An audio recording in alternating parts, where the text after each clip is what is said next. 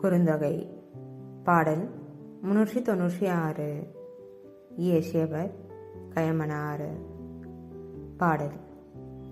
பாலம் முன்னான் பந்துடன் மேவாள் விளையாடு ஆயமோடு அயர்வோல் இனியே எளிதென உணர்ந்தனர் கொல்லோ முளிசினை ஓமை குத்திய உயர்கோட்டு ஒருத்தல் வெய்நீர் குன்றத்து வெவ்வரை கவான் மலைமுழங்கு கடுங்குரல் ஓர்க்கும் களைத்திறங்கு ஆரிடை அவனோடு செலவே.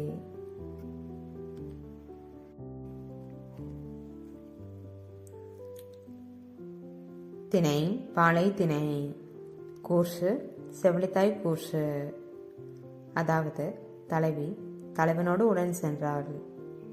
தலைவியின் இளமையும் பாலியல் நிலத்தின் வெண்மையும் நினைத்து தலைவியின் செவிலித்தாய் தன் வருத்தத்தை கூறுகிறாள்.